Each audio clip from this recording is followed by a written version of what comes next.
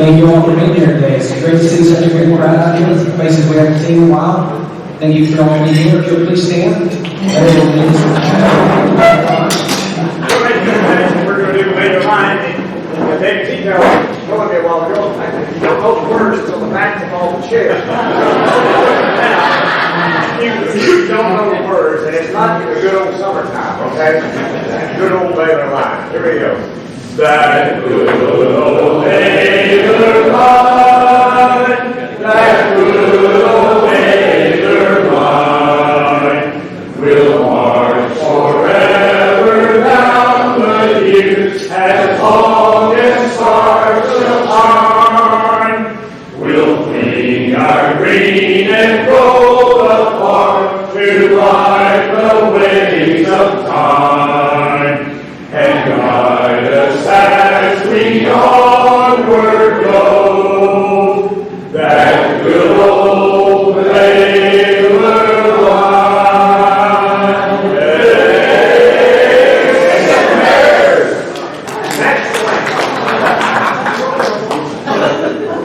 Oh, say, can you see by the dawn's early light what so proudly we hailed at the twilight's last gleaming, whose broad stripes and bright stars through the perilous fight o'er the ramparts we watched were so gallantly streaming, and the rocket's red glare above bursting air gave proof through the night that our flag was still there.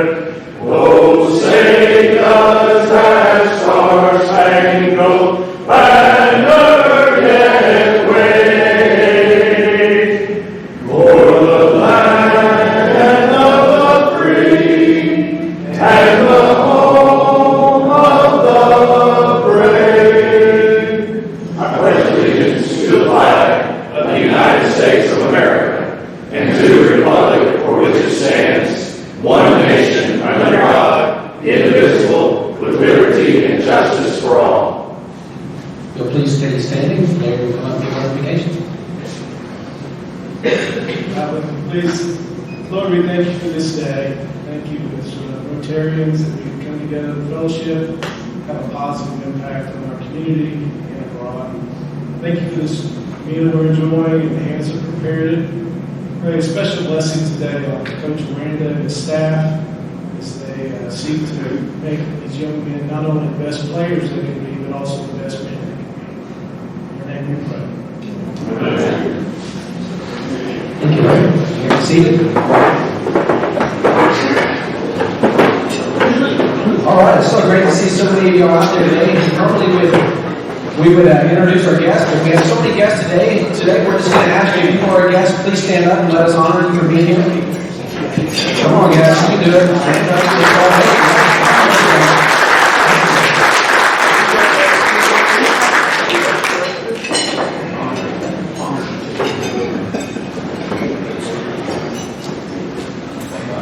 We have a couple of gentlemen who play college football.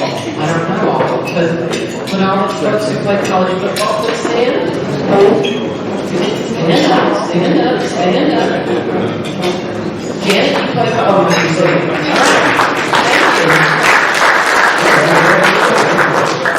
All right, before we get over to Coach Aranda and Jay Lowe, we've got a couple of announcements. Mike Stone, if you'll come up and tell us about your project.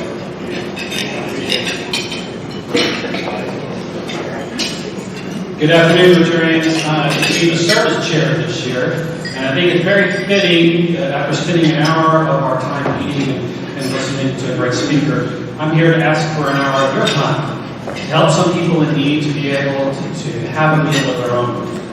There are some people in our county that don't know where the next meal is coming from. And we've been asked by the Baylor County 5810 Project to come help package meals for those folks. The meals are going to be given to our local Caritas to distribute to people in need. and their goal is 100,000 meals and raise $40,000. If you've ever done one of these events, it's a lot of fun. It's highly organized, and it's a massive undertaking and a massive assembly line of people packaging food. And, I'm asking the 20 to 30 of y'all, Rotarians, put to work our motto for service above self, and come volunteer for an hour on September 13th from 4 to 5. And we're going to form 2 to 3 teams and package a lot of meals for families that need. But if you don't have the time for that, or you don't think you're able to do that, we can still use your help. We want to help them raise the money towards that $40,000. I'd like to see us put together individual donations and raise about $500 to help them with that. So serving with your time or your finances on September 13th, 4 to 5, get your sheet. Come see me or Catherine, and she can help direct you. Thank you.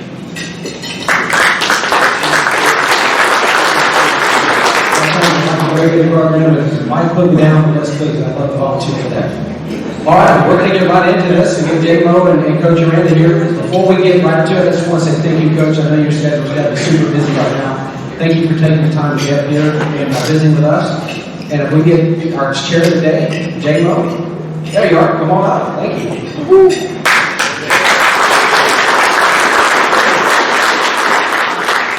All right, what an honor to be here. I appreciate the invitation. Thanks very much. I love this room. Also, visiting with Mike Mosel, the general manager of the Baylor Club. And, we need one more banner right there, which is the Sugar Bowl last year, a win over Ole Miss. And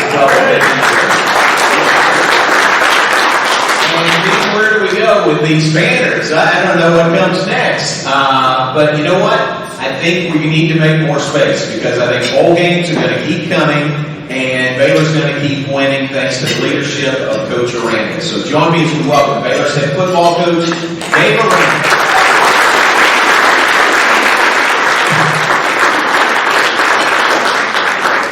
Good to see you. Thank you very much. A lot of history on these walls here. I know you're learning part of that. But, man, there's some really good memories and some not so good about these bowl games. But the history of Baylor football, how in a couple of years, 3 years, how indoctrinated are you into that? A fair amount. Well, first of all, I appreciate you guys having me here. We're right in the middle of fall camp, and to get out of the office is pretty cool. To be here with you guys, I appreciate the opportunity. Thank you. But yeah, I think so. I think we've tried, and we are continuing to try to connect with our alumni and former football players, and I think there's been a strong contingent of former players that played for Coach Taft that have shown up to events, and that I think there's some of the maybe leaner years where it's hard to be able to get them back, and we're really trying hard. So I think the opportunities that we've had to have former players come up in front of the team or be around the team, it's so impressive, just the people that these players have become. And so that's the whole thing, man. Just look at this person's life, and look at their families, and just look at just how they treat other people, and just kind of how they're moving through just all of the craziness. And I just think to continue to make that push and bring we can bring some of this stuff to life just when we have games on Saturday or any event, I think is a way cool thing. Cool. Very good. We should introduce Madeline Martin, who is with you. Maddie, stand up. Let everybody give you a round of applause. Thanks for being here. Maddie does the work, doesn't she? She does. What about today? You'll be back on the practice field this afternoon. This will be practice number 10 of fall camp. How would you say things have gone through the first 9 practices and one scrimmage on Saturday? I think it's really good. I think there is a lot of youth on the team, and so we're in the process of kind of maturing. I think last year's team matured as the season went on, and I think that's all of it's good. You'd like to do it without taking a loss. I look back at that first game versus Texas State, and there was things that I would not love to put on tape, and we could play a whole lot better than that. And that was the level where we're at the time. and we kind of, I think, look at the Oklahoma State loss. I think there's some immaturity there, and I think we all kind of grew throughout. And I think, the theme for this year is to run into a storm. And you look at the road games that we have and the environments we're going to be in. We watched a video earlier in the camp about when storms hit. The buffalo run into it. They're the only animal that doesn't run away from it. You run away from the storm, you kind of run with the storm, you run the storm's path longer. If the buffalo run into it, and that's kind of break through the storm and get on the other side. And so, to do hard things better and all of it's kind of key. But the immaturity of the team, I think, is a real thing. When things are good, it's an issue. When things are bad, it certainly is. And so we're addressing it, with just the day-to-day. Another mantra you have, philosophy, is pound the rock. I think, folks, if you hear that, you might think, what does that mean? Well, run the ball, I think is what you think. But it has deeper meaning, more meaning to you in the program. Yeah. I think, stepping back, I think one of the first levels, I think, just of a mature piece, and this would go for coaches too, and this would go for me, I think, would be, I would say, cleaning up. Like level one would be cleaning up, and that would be like, ego boundaries, emotional response control, having a way to handle that and do better there. Level two would be growing up, and that would be like going from a lens, looking, judging everything to a mirror. Like, the way I'm acting is not really helping anything, or it's a bad look for me, or it's a bad look for the team, or all that, And so many guys are at level one, level two. And level three would be kind of like waking up, so that would be, it's funny because there's times where, I know when I was in high school, I never read books, and I wasn't a very good student, and then I started reading when I was in college, and it's crazy when you start reading, because it's like, when you read something, I only thought, what they're talking about right here happened to me. I thought it was only my thing, and you read a book and someone else went through all of that, and there's a name for it, and this is kind of how it's placed, and this is how it's thought about. And so I think, the waking up is that you're in a community of people. One of the like, I know that you're in a, say if you're in a traffic jam, or I noticed this one somewhere and you're traveling for vacation with your family. It's like, just like me. So like if you're all, the flight's delayed or whatever else, and everyone's wants to get where they're going, and everybody's upset, and everyone's, like, I would like to sit back and go, like, just like me, this person wants to get where he's going, and he's way frustrated that this is happening. Just like me, right? This person wants to, find some air conditioning for their kids and get some food for their daughter that's going crazy. Just like me, we had this all planned out, right? And now it's kind of breaking apart, and we just want to be settled. And so, like, that waking up part is not just about you. There's a connection, and obviously, for those of us that are Christians, there's a bigger meaning to all of that. And then I think the highest level after you waking up would be showing up, and it's being that your best authentic self in the toughest moments. And so, we would look at Pound the Rock as like, that kind of growth taste. It's not the remarkable moments, but it's the unremarkable things done with a remarkable consistency, time and time and time again. And so, I think that's for players a lot of times, checking your phone and doing all of it. I think to be outward facing and have to go inward, I think is a whole thing. But I think the Pound the Rock helps, and it's an everyday, day by day thing. That's right. One of the things, it's interesting to hear you say that you weren't a great reader, you weren't that much of a reader in high school, because I think now you're a gracious reader, aren't you? Yeah. So it didn't start until late, but now you're making up for lost time. Yeah. I don't, I remember when I was in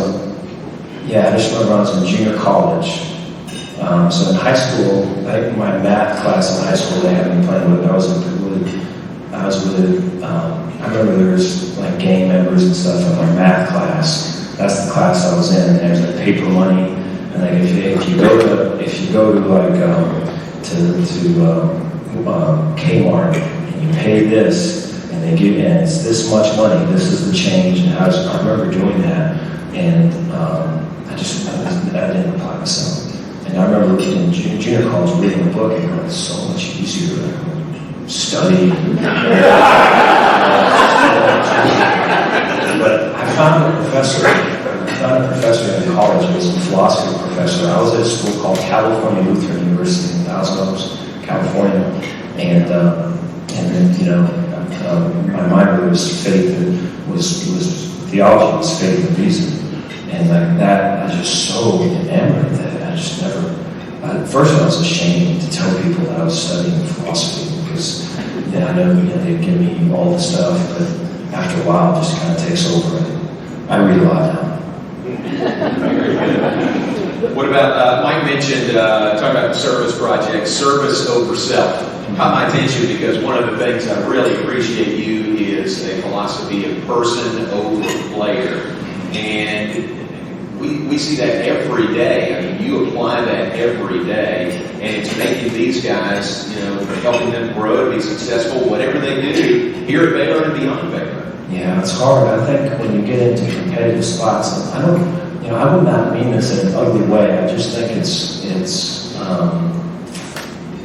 I don't know how to say it. I think it's the outside of it, whether it's, I know you guys all see the rankings that come out and all of it, and just, I think the outside, the pressure to win and kind of be that way and all of it, I know it's just, and then, parents are, maybe pressure the parents too.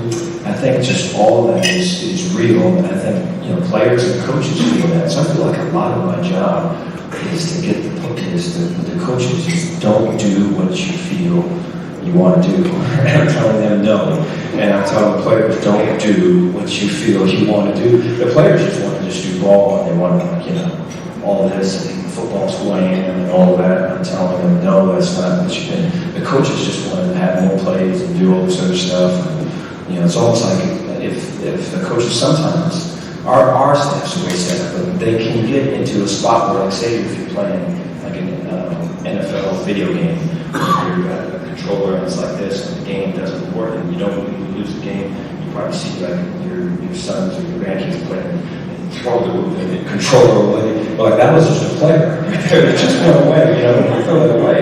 And so it's like, and so like I'm telling them, don't do what you feel. And so I think the competitiveness of all of it is pretty strong. And so to see that player as a person, and to see that coach as a person, we talk about like levels of development. And so the first learn something is like unconscious incompetence. So you don't know, which is usually a good thing because you're eager to go into it, not knowing all the stuff that it's about. And then level 2 would be, because your coaches are coaching you, and it's like, well, that's not right. You point your toe this way, or drop your hip that way, or point your shoulder that way, and all that. So level 2 then would be the pit. And level 2 is now conscious incompetence, right? So you're kind of level 1, ignorance is bliss, and then you fall to level 2. And the pit is like, all these kids are thinking like, I am, football is what I am. I mean, that's what, there is no identity outside of it. We try really hard to turn that around, but it's like turning the tanker around, And so they're so into just football's what they do. So what's hard about the pit is you can't fight your way out the pit.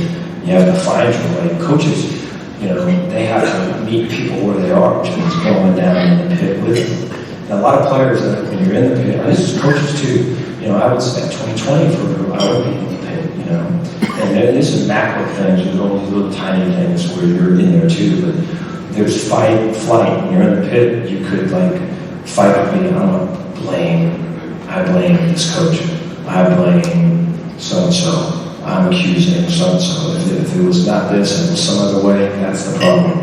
Or the flight would be more of like ignoring the question, ignoring the group, right? I want to do me. right? I'm individualism. I'm a part of the team can do its thing. I'm gonna be in my lane. I'm just gonna keep my head down, I'm gonna do my thing. Whatever happens with the team is cool, right? I'm gonna graduate in a year, I'm good. And so to not get off those off ramps, I think what's hard about this ascent is you gotta get on the path, and if you fall off the path, you gotta get back on. So it's just simple and as hard as that, because there's so much distraction. And so we've got a few guys in the pit trying to get them out. Level 3 would then be conscious competence. So now you're kind of like a mechanical man. You're thinking about what you're doing. And the highest level is the unconscious competence where you're just flowing. Trell or Jalen Petrie would be good examples of unconscious competence where they're just playing fast and, they're not having to think about it, they just do it. And so, I think the whole thing, you've got to go down before you go up. You've got to go and kind of feel the tension of the good and the bad, and kind of hold it without, fighting and flighting and all that, and then you can kind of come back up. And so a lot of dudes just want to go up and don't really work like that. Interesting. For those of you that didn't take that philosophy class that he took,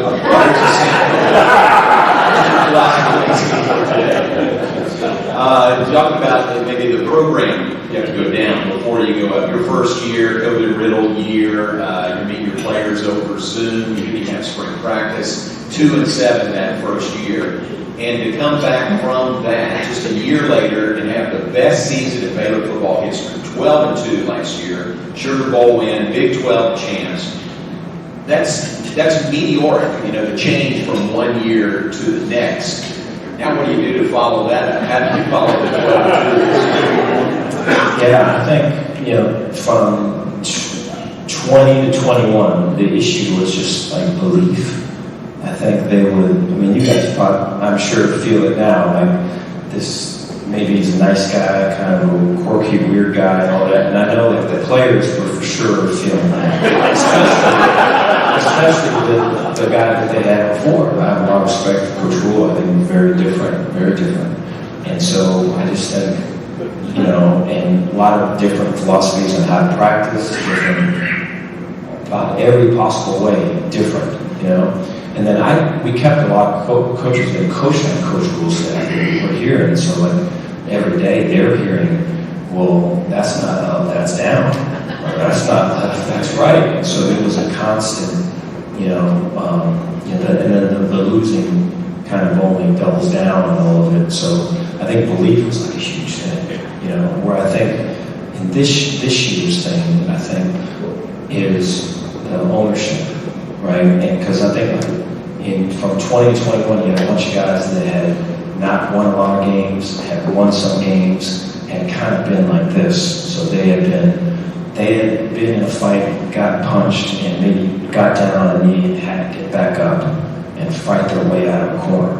And I think we've got some guys right now that have never been punched before, have never been in a fight before, right? And they just think, I get in the ring and they give me the belt. And it's like, there's more to it than that, man. There's more to it. Right? And so that's the fight for now. You got a tough schedule this year. Last year, things really were favorable for Baylor. To be honest, the games we had here turns around a little bit this year. You got some tough road games. Yeah, I think the way we prepare for that is just, with the belief that little things can overcome those big, those big events. And I think, how you handle, the easy things that you need to say no to, how you handle the hard things that you need to say yes to. Because I think when you travel, it's going to be like that. You're going to have a middle seat. You're going to have maybe your air conditioning and or whatever it is, your airflow doesn't work, right? Maybe they don't get to you with the refreshments by the time the plane lands. Maybe you have a roommate with someone that there's a snore or something, and maybe the noodles that we get at the home games are now all watery because this hotel is only doing them because we're there and they never ever do them.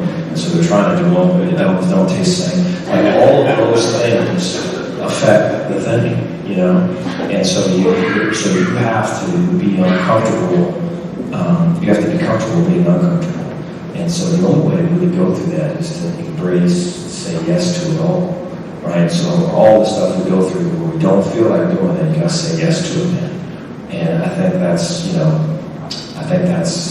that's kind of the fight for camp. But yeah, it is. I think, it's going to take a way mature team. And so from where we're at to where we need to be, we're hustling.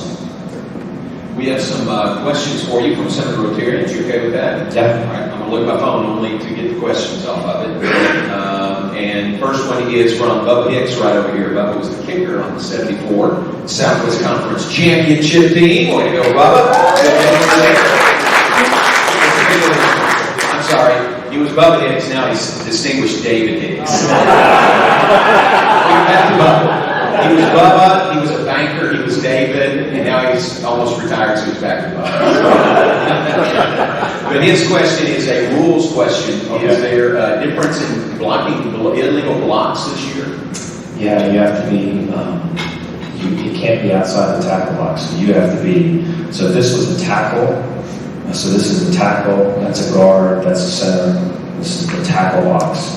So if you're a tight end, you have to be attached. That foot's got to be inside the tackle, and then the cut's got to be like immediate. So like I can cut front side, right? Anything where I'm detached from this, from off the tackle box, I can't come back in, and I have to align inside the tackle box. So there's no cut anymore here. So it favors the defense now. But you could argue that some of that was kind of questionable anyways, But like there'd be times where outside we would cut, and there's no more cutting out there. So it's all in here. So they reduce the cutting in half. Oh, yeah. By the alignment. Yes. Yeah. Yes. Change the scheme on defense. I think for the perimeter guys, you can be a little bit more aggressive because you know that anything coming back isn't going to be low. So you can play. Whereas before, you kind of, if the tackle were blocked down, if I was like an end like this, and this was a tackle, and the tackle blocked down, it'd be step in place, shuffle, and all this because someone would be coming to chop you down. Where now you can go a little bit more now, because they're going to have to be more upright in your lane vision. All right, very good, thank you. Jim Haller is right over here. Jim's questions about the new commissioner of the Big 12. What have been your dealings with him? Brett Yormark is his name. Doesn't have really much experience with college athletics or football. It's kind of an outside-the-box hire. What do you think about him? I've been impressed with, so I've talked with him twice. And so he called during summer, it was during summer break, and spoke with him for maybe a half hour. And what we had talked about there was that just my experience in this league is that I'm just so proud of to be a part of just the character and the culture of the teams in this league. I just think teams win by having character and culture in this league. And there's good talent, but they win with culture. I look at Iowa State, I look at Kansas State. I think and so it's like, and he was agreeing with it, and I go, but we could probably use some updating, or better ways to, how do we sell that better, or I don't know what the word is, how do we brand that better, right, to maybe more people and all of that. And so we were talking about that, and he was way on to all that. I think he knew, once I kind of went going, he knew what to say before I said it. So that was really cool, and then we met at the media days and everything, and it was way impressive. They're a pretty intense guy. He's going to be here next week. I think it's next Thursday. He's coming to visit, and so I have an opportunity to speak to the team. So we're looking forward to that. Very good. Jim, good question. Thank you very much. Lou, where's Lou in the room? Lou. Smart guy, he strung his one question into 5 parts. We'll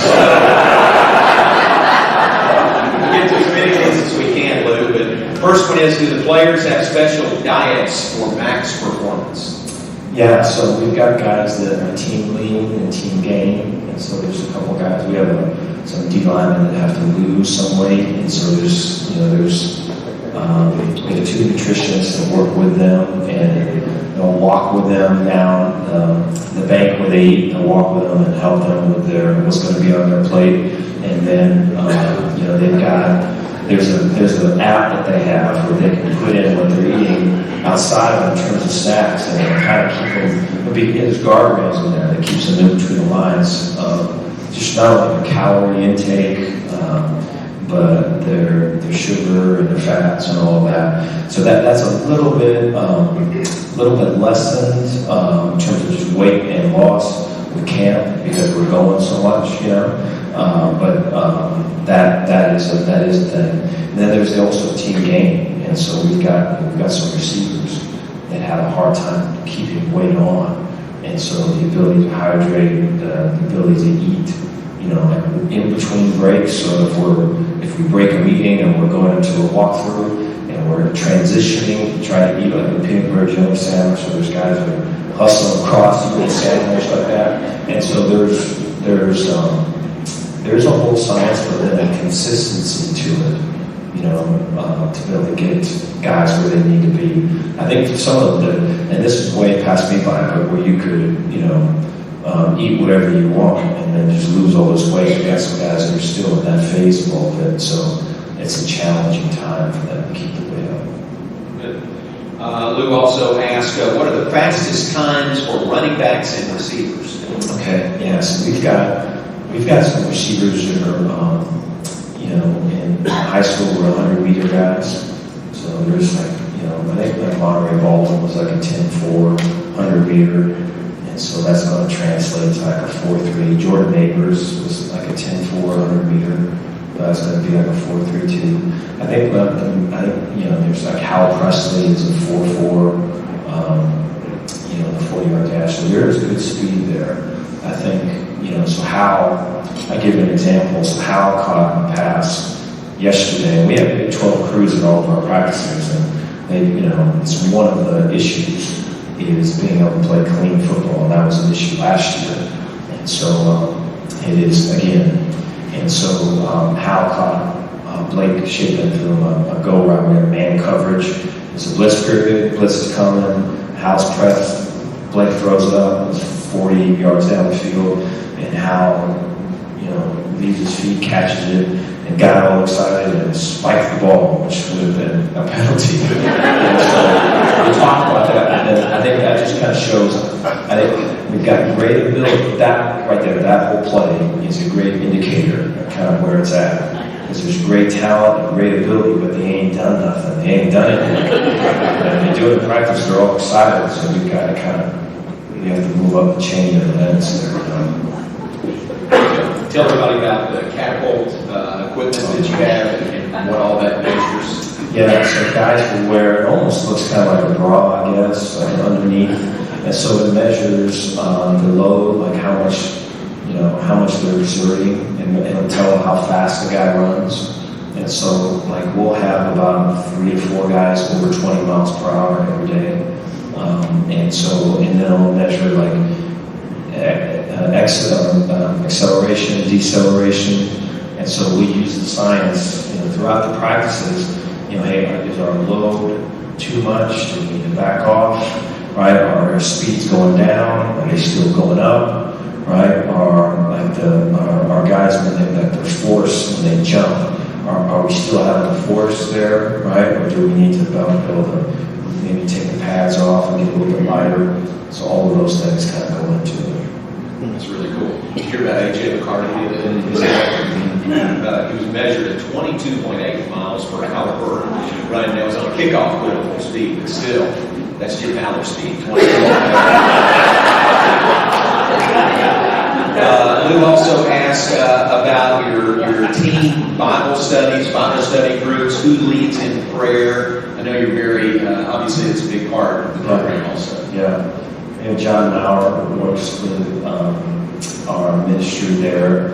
David Wetzel also in chapel this Sunday. David had that previous Sunday was both John and Dave. And then we pray before at the end of every practice. And then we pray at the end of every, or we'll bless the food before we eat. And I think the guys that are on the team, I look at it like the ability to see football as a platform to become a better person. And I think the spiritual growth is a big part of that. And so I think the opportunity we talked about, the cleaning up, the growing up, the waking up, and the showing up. I think to see that from a Christian lens is really what is one of the things that makes Baylor really special. And so I think I'm excited about this with this team. Our chapel services are way, there's more energy in there sometimes than some of the churches. Into that. All right, two more questions for you. Don Schreiber, where's Don sitting? Don's right there. Basically about realignment, TCU, UT, OU moving out, USC, UCLA moving to the Big Ten. Any particular thoughts on realignment? When it might settle down? I know that there's still opportunity with our league and potential suitors and that. I think all of that's pretty real, and that's kind of happening right now, or there's talks that are happening right now. I think I love the league, Cincinnati coming in and Utah coming in, UCF and Houston. I just think that there's teams that fit kind of the Big 12 mold, culture, and I think the brands are going to be way strong. You look at the top 25 that came out, it's kind of, they're all in there, and I think they're all going to get better. And I look at what BYU can become in this league is, I think the onus is on us to kind of hold it steady, because they're going to get better and better. And I think the same in Cincinnati. And so I really like the league that we're going to become, but I think there is an opportunity for more growth. Thank you. All right, final question. This is from John W. Spellman. John is right over there. Played at Iowa State. The dirty phase, remember the dirty 30. So, your background on that. But it's a really good story. John says it's paint on the walls, most locker rooms. When the going gets tough, the tough get going. How do you keep your players tough? Yeah, that's a good question. I think, love. I think, I think we've kind of talked about it already throughout this, but you live in two worlds. You look at the world as it is, which I would say is like power, right? And maybe assent and blaming and looking out, judging, and labeling, and then you want the world as it should be, which I would say would be love. It would be empathy and self-compassion and kind of just like me, I guess, right? That thing. And so I think I don't know. I think that you look at the people. I don't know if this is the right thing to say, and I don't mean to bring me cross lines or be too. But you look at all the people that ran into that school in Texas, right? They were all people that were family members, all people who was loved that did that, right? And so I just think I remember talking to a high school coach because he wanted a tough team, and he was wondering what drills he could do and how he could, do all this. And it's like, and what was crazy about it, he was talking about this during spring recruiting, and I just never even thought about being tough. I didn't want to say that to him. I just said it to you. I never even thought about myself. I just thought about being connected, right? And people knowing, this is who this guy is. And, I know his family comes, I know his dad and his mom, and I know what he's about, and I know what, and it's like that would make you tough. And so, I hope that answers it. Very good. John? Yes. Can I ask one last question? Coach, what do you think about the new NIL policy? Yeah, I think it's changing. It's changing college sports, and I think I think it's a bit of a paradox. I think it's good. I know it's good for players, and I think I think it's like the aftermath of power. I don't know. You get the coaches who make all this money and they just kind of ravage the city, and then they leave for more money, right? And they're kind of doing all of this, and I think when that happens, right, that just kind of begs the question: well, these dudes, what about the players? And then I just think that's tied in with conference realignment and the bag chase there too. And so I just think it just brings me to live in both worlds: the world as it is and the world as it should be. And so it's like, I'm fortunate to be part of Baylor where we're moving thoughtfully through that thing, right? And so I just think for players it's a good thing. I think education is a big part of it. I think they see, I know our team, they see when someone's making this, that's out. And so there is sometimes a disconnect from what's being projected or what's being said or what's real. And I just think moving forward, to embrace it thoughtfully, right, to have education tied to it, and to I think on the other end, on the coaches end, because there's coaches that will get raises and from one year to the next, and let's just call this coach Bob, and so Bob gets a raise, and the next, we had a great year, and the next day he walks in, and it's all like this, and it's like, what the hell happened to Bob? What is going on with this?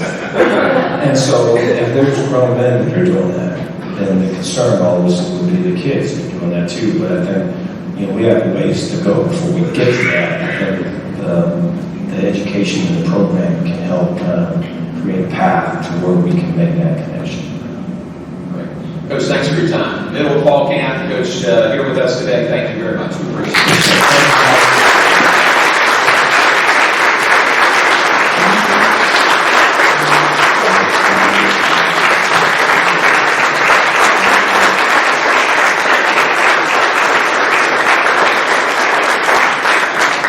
Thank you so much, Coach. We're so lucky to have you here at Waco.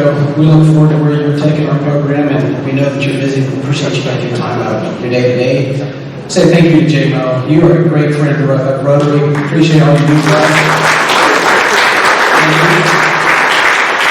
I want to re-welcome our guests. We have a lot of familiar faces out here today. Thank you all for being here. It's great to see so many of you out here today. Our next meeting will be Tuesday, September 6th. We'll have Dr. David Russell. He's a Baylor professor and a former Rotary International Ambassadorial Scholar who studied at the University of Glasgow in Scotland. So that's going to be a really great program. All right, if you will please stand and join me in the four-way prayer to conclude the meeting. Is it the truth? It's fair, law, concern. Will it build goodwill and better friendships? Will it be beneficial to all concerned? Rotary is adjourned. Thank you.